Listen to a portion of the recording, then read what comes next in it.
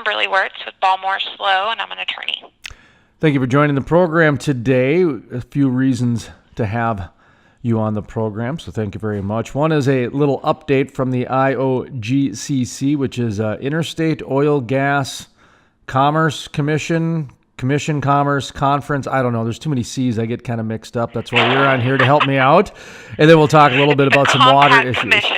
Compact Commission. Thank you very much. Yes. See, sometimes even, us hosts, we get a little bit overwhelmed with all the acronyms out there. And what was the one I saw today? What was it? FOGO? It's basically millennials, they don't want to miss anything. Fear of missing out. FOMO. Fear of missing out. And I learned a new one. Yeah, they're blaming their lack of retirement and paying off bills and getting deeper in debt because they just don't want to miss anything. And I was thinking, I remember that too, but that was more like when my parents were having conversations with their friends. I'd be at the edge of the stairwell listening because I didn't want to miss out on anything, or I'd be the last one awake at a sleepover because I didn't want to miss out on anything. I guess I never thought about, going to Fiji. I should have done that. No, I was more concerned as why are my friends all at a different lunch table and what are they talking about without me? I'm missing out. Right, and so the fear of missing out has evolved, and that's what I'm getting at, I guess. So maybe we should transition into water right now for that, and we'll get back to the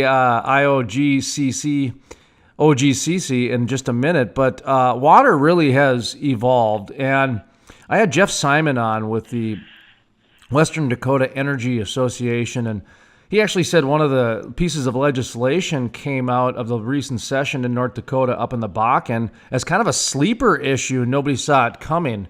I remember a couple years ago, the Permian came out with a study, and I think they need like 7 or 10 times or 20 times more water, and the Bakken had a similar study to that. Shale plays are finding out they need a lot more water than before. Farm owners now are finding out a way to profit by selling their water rights to oil companies. So water is water everywhere. Let's all have a drink and sell it, I guess. So it's the new frac sand. It was just a few years ago we were all scrambling on how we could get our hands on just that right, mixture of frac sand, and today it's now what can we do with all this water that we don't have?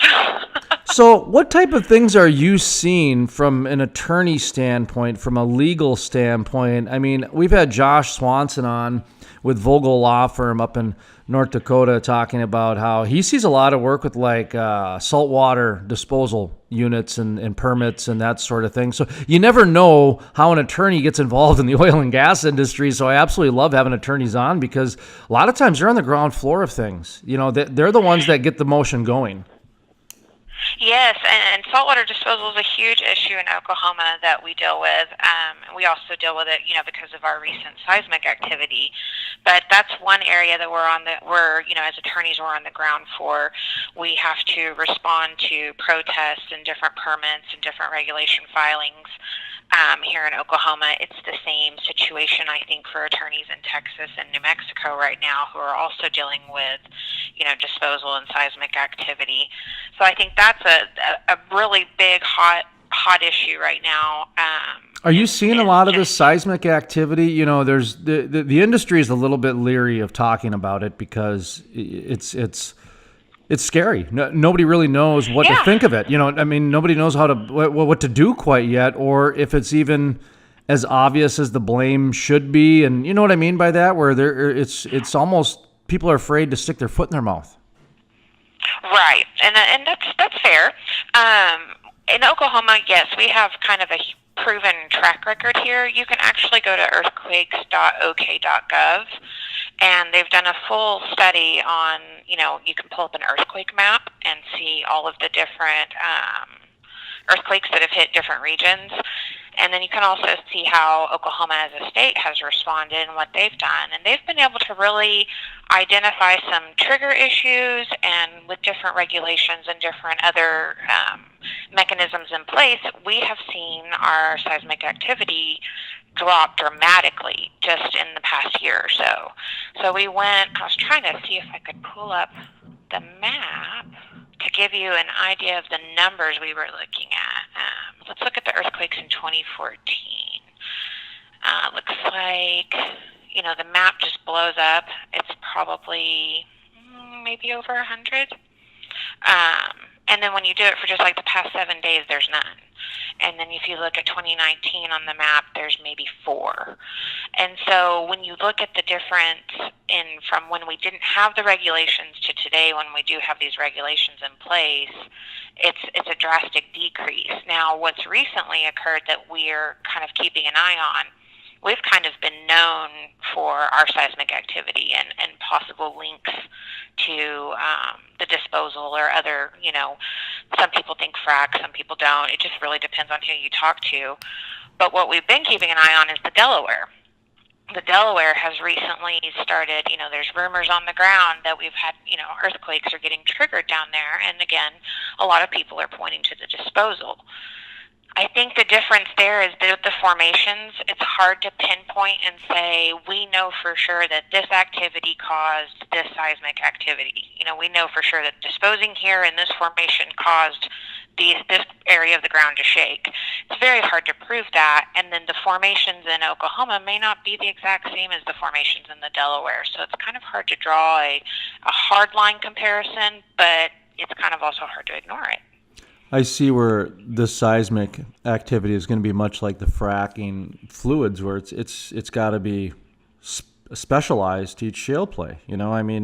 I think of like somebody like Dr. Lauren Scott just trying to explain the difference between, say, like the Bakken and the Tuscaloosa, where it's a lot more muddy down there, and there's a lot more. It's a lot harder to frack, and so they have to come up with a completely different chemistry set in order to do that. And I see the geology of the rock being like that too, where you could have some geology just responding different to some of those disposals and just shifting some certain plates and everything like that. I could totally see that, and it's kind of unique how it's happening in that one area, really. Right. Well, 2 with the Delaware now, but it's still, you're talking about the Delaware shale play, not the state, right? You're talking about Delaware shale play. Right. Yeah. Sorry, yes, the Delaware Basin. Sorry. No, that's okay. Everyone listening everyone listening knew that, but we also have radio stations that carry this, so a lot of times some people are driving along and they might not understand it's the basin. So we try to be a little bit, explain it a little bit for the average folk out there. I like to be treated like I'm 5, so people can talk down to me. That way everybody understands. Yeah. and then I get to act that way too. So it's always fun. So talk to me a little bit about some of the other water things that are happening down there. So you've got the seismic activity, you've got the disposal wells, that sort of thing. How about some other, with the water rights? Are you coming across any water rights issues, or your colleagues or your law firm, whether it be, like I say, the farmers turning around and selling it, or maybe they're needed in some new aquifers that are, miles below the earth or something like that? Yeah, well, we've actually seen several, kind of, as you mentioned earlier, surface owners sort of abandoning their surface operations and instead selling their water resource to, either oil and gas operators or even to like a third-party water company. When I've talked to several, clients on the ground, it's when you put the dollars in place, it makes sense. They're killing themselves trying to irrigate crops so let's look at the Permian Basin, where, and the Delaware as well, the Delaware Basin as well. You're right in the big fat middle of like the Chihuahuan Desert down there. So irrigating for crops or, pulling up the water resource for even livestock can be tedious. When you could instead turn around and just sell this water resource to an operator who's going to then come in and do all the hard work. They're going to come put in the well, and they're going to pump the water, and they're going to truck it off, and you just can kind of sit back and collect a check. So 5 years ago, I would have said this would have never been profitable. We would have not, encouraged this. We would have encouraged everyone, hold on to your water supply. You never know when you're going to get it back. Today, water is in such a high demand in that area that the client is capable of making, a profit from their water resource, moreover than what they're making on their surface operations. So that's been an interesting thing to kind of develop and to work with the transactions. You can work with either selling the water, leasing the water, and then down there in the Permian, where you have so many owners that still their surface is still attached to their mineral state. In other words, they've never sold off the minerals and they've kept it all. For them, they say, well, I think I should also be making money whenever you produce my water, when you're producing my oil. So it's become a very competitive market for the resource above and beyond what the oil and gas resources has created. Has there been any government encroachment on that resource? The reason I ask is it's happened in North Dakota. We've had there's actually an independent water commission that was created because the state created a kind of a regional municipality. It's one of those quasi-government / for the best interest private type thing. Right. And it's a water company. And there's a lot of good behind it because it brings water to a lot of places. But at the same time, it's been taking out businesses left and right of these farmers that have been selling water to the energy companies, and it's gotten really cutthroat to where like the state is getting like exclusive contracts with Continental Resources and things like that. So it's just totally cutting out these independent guys. Is that happening? Right. Yeah, and it's a Hatfield-McCoy situation out there, and so it's like really difficult because you've got lobbyists and political parties and money and engineering firms, and so people are really afraid to even take sides on that and stick up for whoever and that sort of thing. Is any of that happening down in the Permian, Oklahoma area, that sort of thing? It's because it's really, you don't have to do a very hard Google search to find articles on what I just talked about. So I'm not I'm not disclosing a big giant secret here. It's just one of those things in North Dakota that people just don't talk about, because it'll make too many sides angry. It's sensitive. Well, it is. I mean, when an engineering firm creates the project out of, it's something that people knew they needed, but there was only one engineering firm who created the project, only one firm that bid on the project. I think they said it would take like 50 or 70 million. It's over 700 million now with no end in sight. And the engineering firm was still making their commission. So that's why people were upset. But the engineering firm was also a very big supporter of the dominant party in the state, and so that's why nobody would ever say anything. Yeah, and so that's me basically saying politics does dictate some economies. And has that encroachment happened down in Texas or Oklahoma, or is that something that you can't even comment on because it's too heated too? So it sounds like it's pretty new down there. I do think it's pretty heated. I do think it kind of depends on which state you're standing in. Okay. From a Texas point, it's been very limited involvement. They've tried to encourage through regulations and different laws. They're trying to encourage through tax incentives recycling and reuse and things of that nature, but you don't really see a big push, kind of like what you're saying has happened in North Dakota. It's still very privately managed for the most part in Texas. You do have some instances where water conservation districts can pop up in Texas, and those can kind of carve away at some of what you can do with the water supply. But for the most part, just looking at the state overall, I would say it's, everybody jokes Texas is the wild, wild west. It's kind of still the wild, wild west there when it comes to the private rights of the water resource. Yeah. Now, if you jump over into New Mexico, you'll see a completely different structure. They have signed a memorandum of understanding with the EPA, the state of New Mexico has, in hopes to recycle, I think they want to recycle 90% of their produced water. So they want to drastically reduce statewide the amount of fresh water that they're using in the oil and gas industry, and instead, let's just reuse and recycle instead of constantly pulling from our fresh water supplies. In that state goal, that required, I don't know if it required, but they reached out to the EPA and said, help us study our water and help us come up with a way we can do this statewide. I think if you look at those two states, their legal structures, you understand a little bit more why it is that way. New Mexico holds water as a public right. In other words, the water is meant to benefit the whole, that being the whole state, all of the people, all of the citizens, the public. In Texas, water is held still as a private right. It generally stays attached to the land. And so I think if you kind of keep those in the back of your mind, it makes sense why Texas would still be trying to privately regulate their own water use, while New Mexico is looking at it from a broader statewide, how can we get government help type of lenses.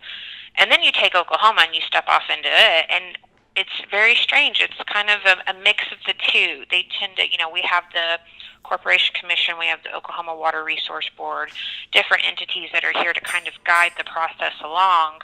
But in a way, Oklahoma tends to sit back and kind of watch Texas and New Mexico and say, okay, what are they doing and what are they doing, and how can we do what we need to do for our state?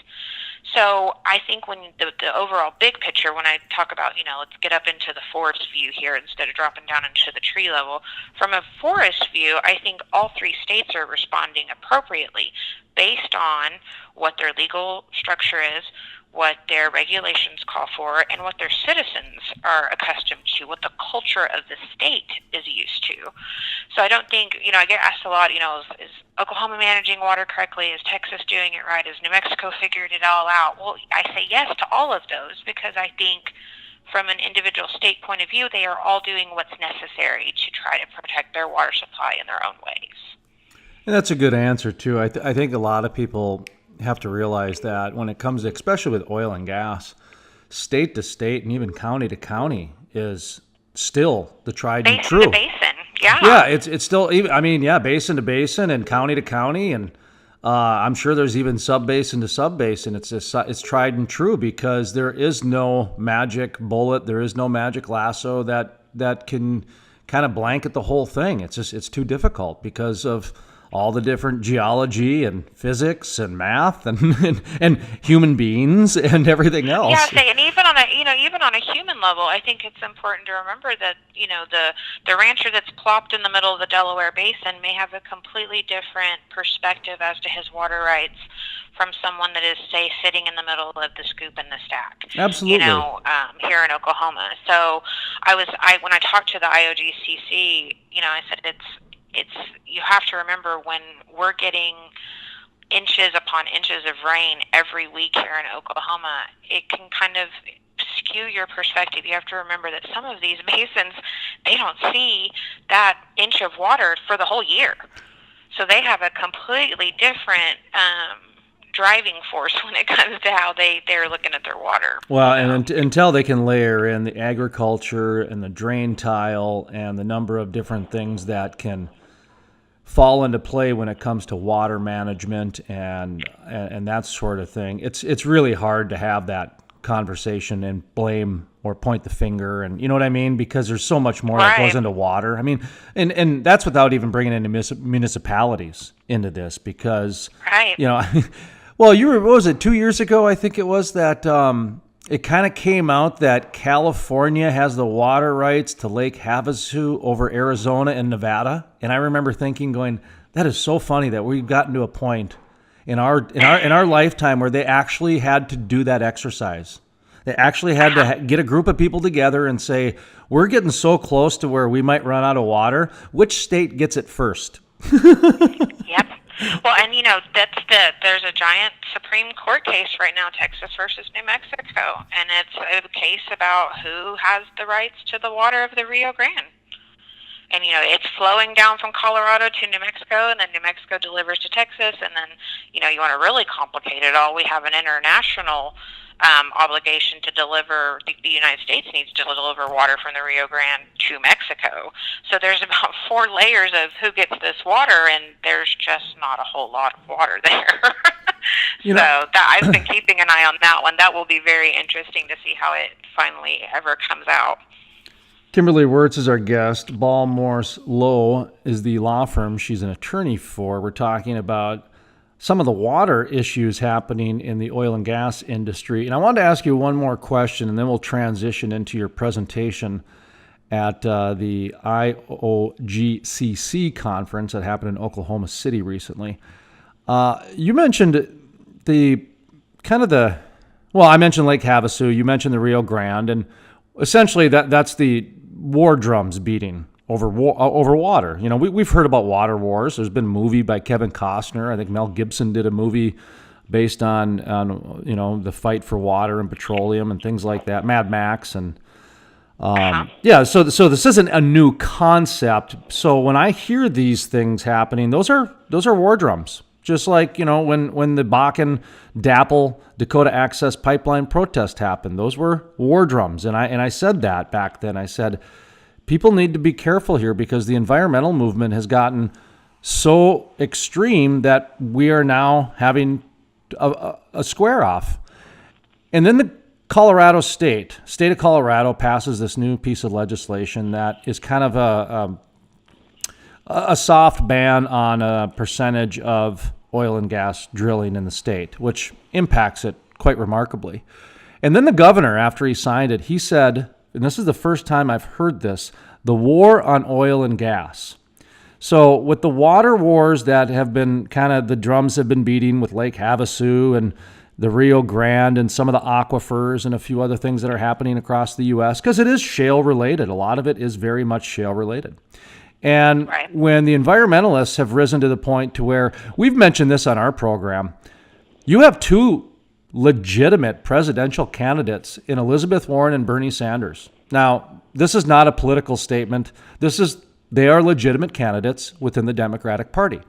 And they have said in their platform they want to ban oil and gas drilling, which is a very extreme comment. To me, it's the same as trying to legislate dragons because it's just not a possum. It's just not a real thing. It's just trying to Right. say things for effect. I call it crazy, but I'm trying to be polite and I'm trying to be professional. But at the same time, every year when the news networks put out the debate of all the fringe candidates, and you got the guy with the Merlin hat that made it on the ballot because he went through the democratic process and got enough signatures, God bless him, and he's out there because he loves Game of Thrones, and he's talking about, we got to legislate dragons. Banning oil and gas is in the exact same category in my mind. Okay, that to me is more war drums. That you're now just putting out blind ideology, which in a war, you want people to follow. What's your opinion on where we're at with this? Because I just gave you a heck of a lot of examples to back up my concern for this ideology war that we have right now against fossil fuels. Right. Excuse me. I call myself a Texhoman. So I'm born and raised in Texas, and I'm now finishing, growing up here in Oklahoma. And so I have been embedded in the oil and gas industry probably since the day I came into this beautiful world. It's just natural for me to be involved. I think I am a realist. While I can sympathize and I can take perspective and understand what the concerns are, I also understand that this is not a realistic answer. When people talk about banning oil and gas, I think sometimes they think it's just the gas that runs your car. When in fact, what I tell a lot of people is go to the grocery store, go to the medicine aisle, and the next time you get mosquito bites or you get a bug bite of some time and you want to get that cream that stops all the itch and stuff, that cream is made from petroleum, and that petroleum comes from your oil and gas, and that oil and gas is not just the car that is running down the road. So many people, I think, get caught up in the idea that this oil and gas it's fossil fuels, so they start thinking fuels. Well, that's not what the industry does per se. That is a huge part of it, but they do so much more. And I also have to sit back and think about the economies that are impacted. Growing up in the Permian Basin area, I would be scared to think what would happen to that entire part of the map if oil and gas was not a part of their livelihood. It is the backbone of those economies. And so that also, it's another reason why I say I'm a realist. What are you going to do with those jobs? What are you going to do for those people that have spent their lives in this industry so that you could have that bug cream at the store? Very articulate answer. Appreciate that. That's refreshing to hear that perspective on it, because the approach I'm trying to take, well, actually, I'm taking a very ridiculous approach, because I think we're in ridiculous times where Right. I honestly, I do. I think the environmental movement has gotten too extreme to where we're not even talking about plastic straws and bags anymore. We're going right to let's ban it. That's extreme. Yeah. So what I'm trying to do is and we've actually got a kind of a fun thing we're going to do this summer. We've ordered a belt from the same company that makes the WWE and UFC Brock Lesnar belt. And it's called the Earth's Champion. And we live in such a unique time right now that the environmentalists are actually just sitting around drinking Keurig coffee cups, texting and trolling on their iPhones. And the iPhones take about 28 rare earth minerals. And the last time I checked, lithium mining is not one of the greatest things for the planet. So a lot of these environmentalists they didn't follow Ed Begley Jr.'s method of driving around in a garbage-powered car, because the guy does it. Ed Begley Jr., God bless him, he walks the walk, and he's invited on our program any day of the week. A lot of the other environmentalists, they don't practice that at all. Well, look at the presidential candidates, Bernie Sanders and Elizabeth Warren, for example. How do you think they're getting around to all these new places with their jet fuel? My goodness, you want to ban drilling and you're going around jet setting from place to place? Come on. Let's be realistic here. So what we're doing is we're going to explain how the oil and gas industry is actually the leader right now in saving the planet. And it's a little Stephen Colbert-like, but at the same time, you almost need that to tell the truth, because the oil and gas industry has made monumental investments towards clean energy. Look at what they've done towards even solar and wind. They've invested in competition against themselves just to make... That's kind of what I was going to say. I think it's very easy to make those comments, but then to turn a blind eye to the BPs and some of the bigger ones that have really taken a big chunk of their capital and said, okay, we understand that this is an issue. They are realists to me. We are going to keep producing oil and gas, but we're also going to start dabbling in some of these other areas to better understand how they can all work together. I'm not here to say that wind and solar is bad. I'm not here to say that oil and gas is bad. I'm here to say that we are a human race that consumes naturally. So why not work all together to consume on a safer, more efficient level, but also be realistic that it's not going to completely happen overnight either. You know, Apache was down in the Delaware, and they were, again, this is the Delaware Basin, it's the Chihuahuan Desert, and they are sucking up water left and right to drill thousands of wells. Apache took it upon themselves to fork over a very large dollar amount to replace that water in that community and to work with the community on how to put it back as one.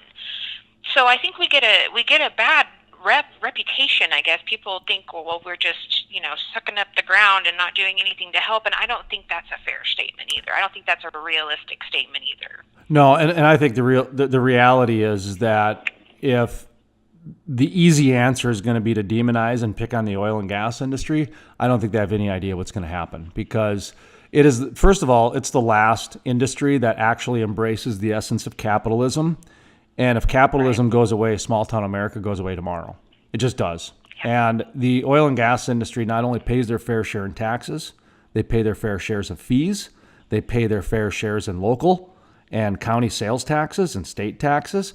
And then on top of all of that, being probably the most taxed industry by every state that there's an oil and gas industry in, they also have enough money left over so that the local ball team can have softball uniforms and the local church can have their bake sale. And when the school needs a new community center, generally there's a company or two to drop $1 million to help them get their seed money. That's the type of stuff that really irritates me when it goes unreported. It just like people they forget about it. And it's really sad. It is truly sad, because we've gotten to a point to where the media has allowed Bernie Sanders and Elizabeth Warren to say, like I said, that is the same as dragging legislation. So the fact that they're just allowing it because it's Bernie Sanders and Elizabeth Warren is really dangerous by the media standpoint, because they should be challenging them and saying, whoa, that's crazy. So are you now a fringe candidate? Because you were legitimate. So you're talking about bringing us to the Walking Dead days without zombies in 4 days, 5 days? Because it's going to be utter chaos if we... I'm not even talking about the stopping of the making of plastics or gasoline. I'm referring to what you talked about earlier.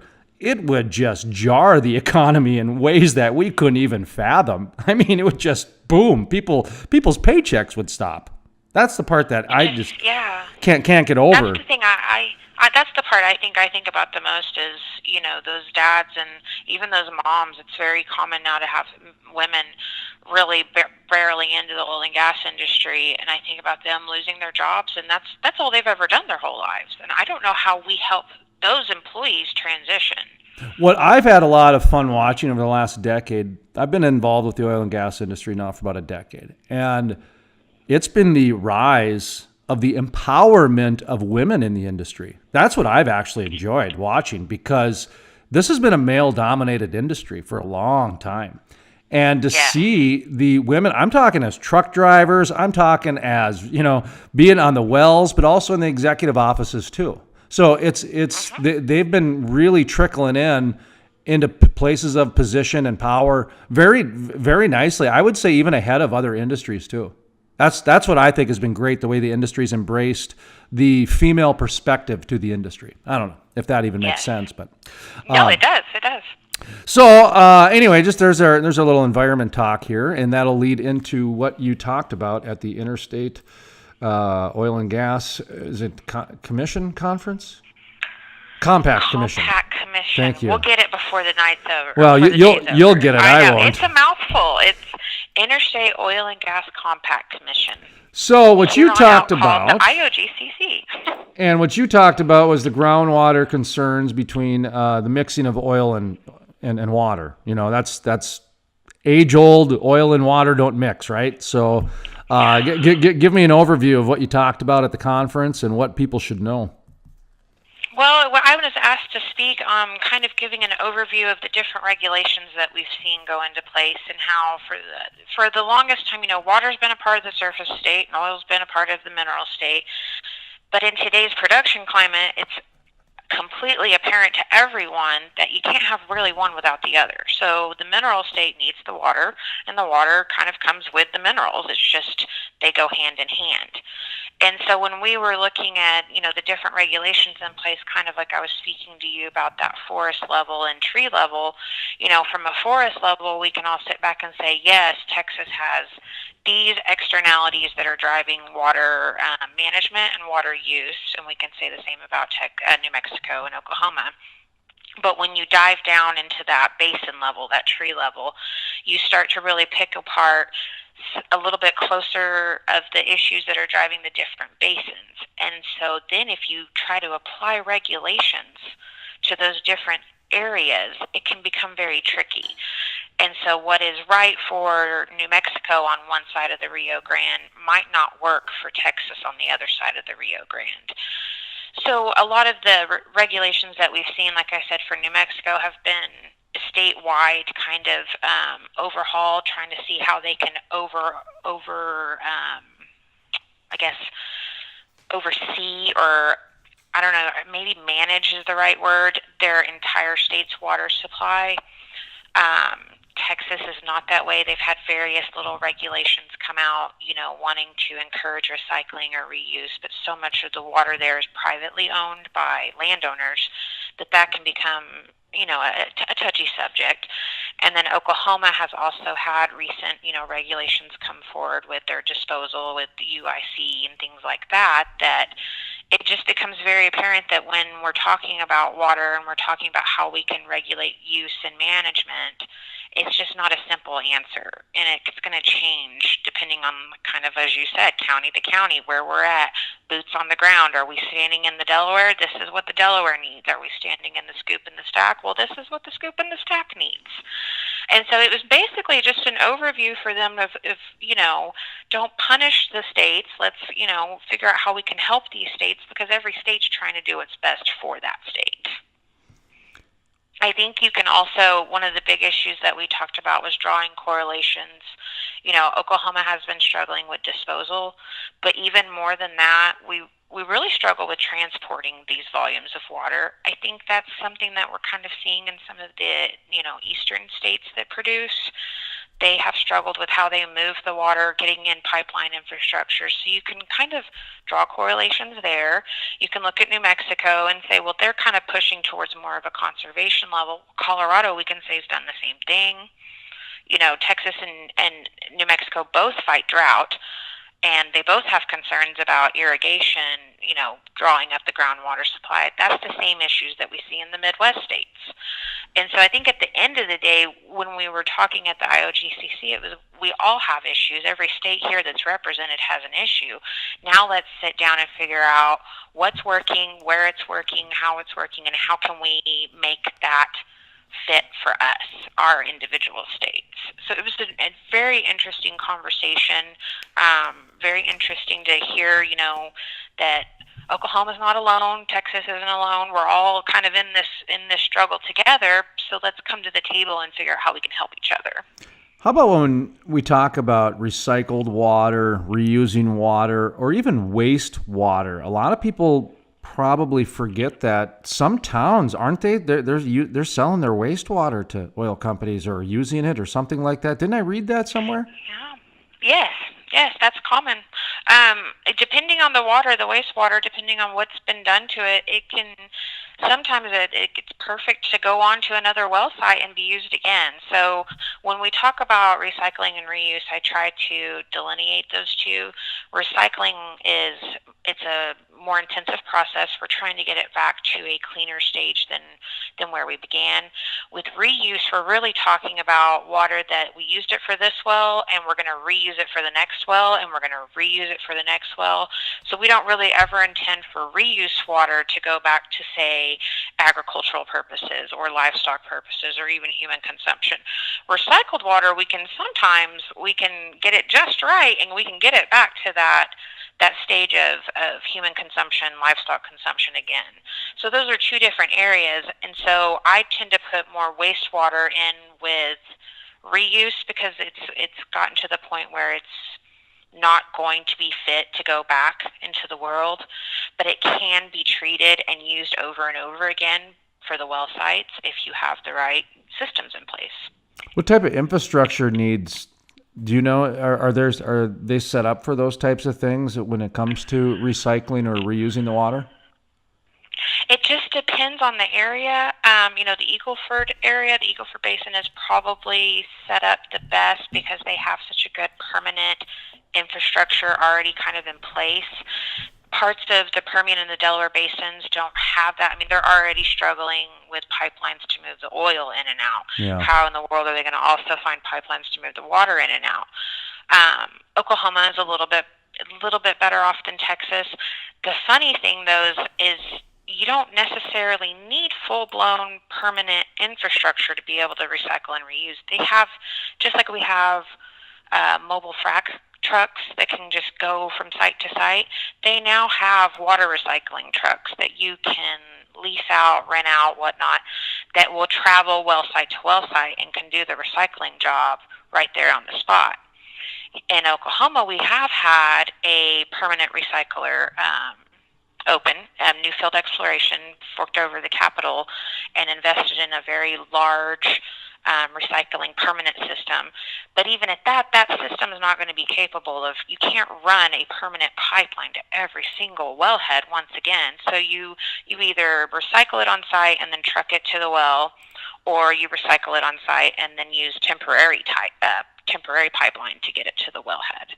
So there's various options depending on where you're at, and then you can jump down into the Permian Basin where a landowner, the Fasken Oil and Ranch, they've also forked over the capital. They built themselves their own permanent on-site water recycling system.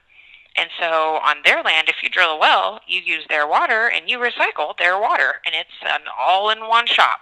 It's pretty great. So it just kind of depends on where you're at, what your options are, and really what you want to invest in.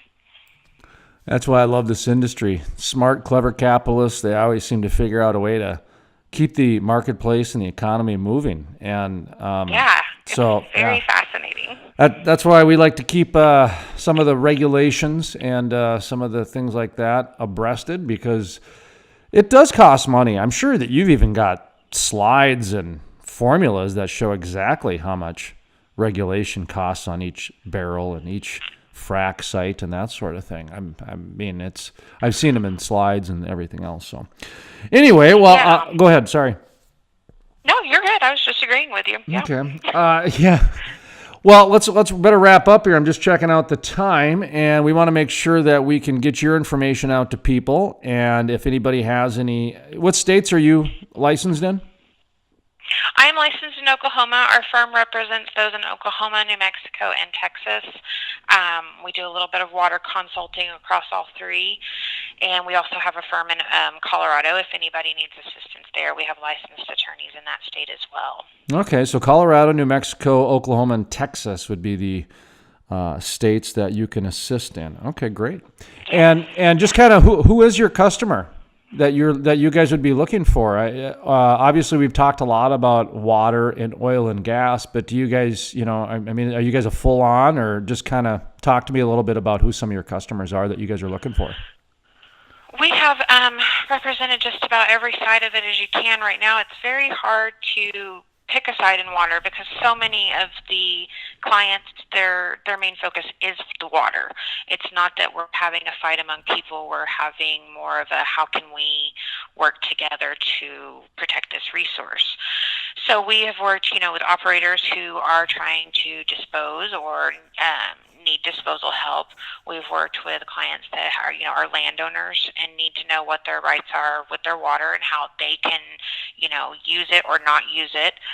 So it's very open-ended for the most part, and I just think it's a fascinating area right now because it's very new, kind of on the, beginning level of really seeing practicing water attorneys.